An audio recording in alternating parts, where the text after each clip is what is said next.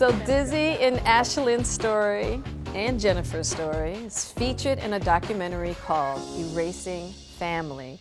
Ginger Gentile directed this very personal film and is joining the table. I have so many friends that are going through this exact situation right now, and it's really bad. I had a friend that was kidnapped by her father because her mom said, "Oh, we've been through that too. You can't see my daughter. You can't this and that." And he was like, "Oh no, you don't." And he went and got her. And we've had that in our family.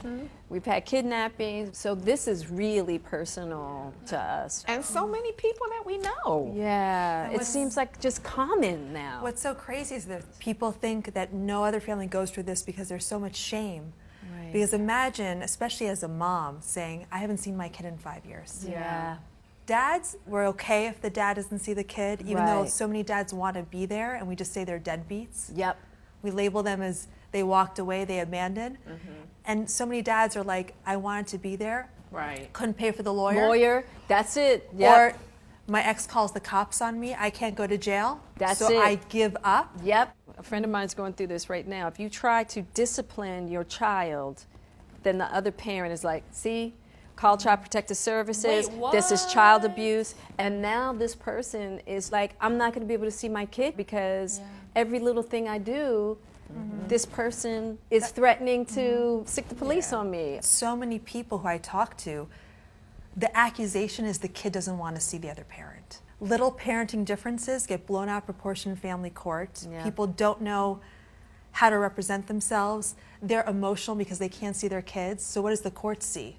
An angry person, a crazy person. They're crazy and they're angry because they can't see their kids. Yeah.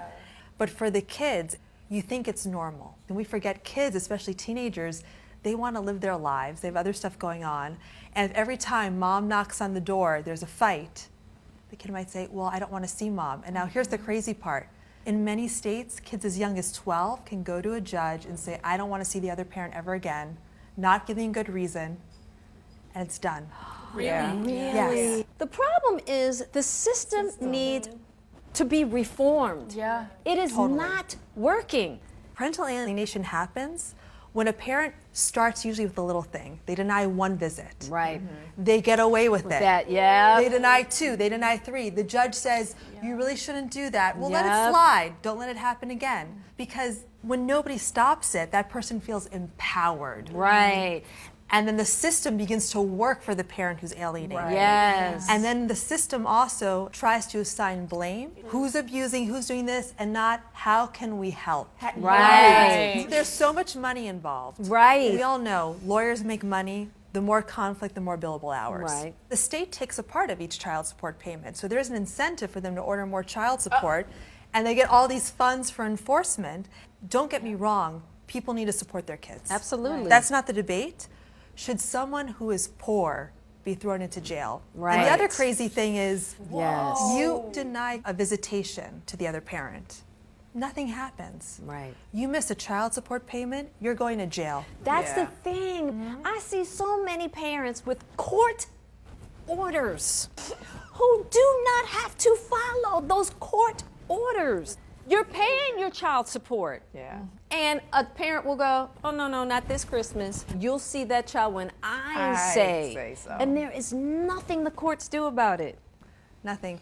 And also in a lot of states, it's actually illegal to interfere with visitation custody, but it's not enforced. You can't get the police involved with this. They say go back to the civil court. Then the court says go to the police. So parents are caught in this trap, and they feel so helpless. Thoughts of suicide, feeling ashamed, their own family's not understanding. And there's all kinds of alienation happening. It's not even just like physical alienation, but there's psychological alienation. Oh yeah, you can go over there, but whatever's been said for that whole week about that parent, by the time you get there, you got an attitude, you treating that parent like an enemy.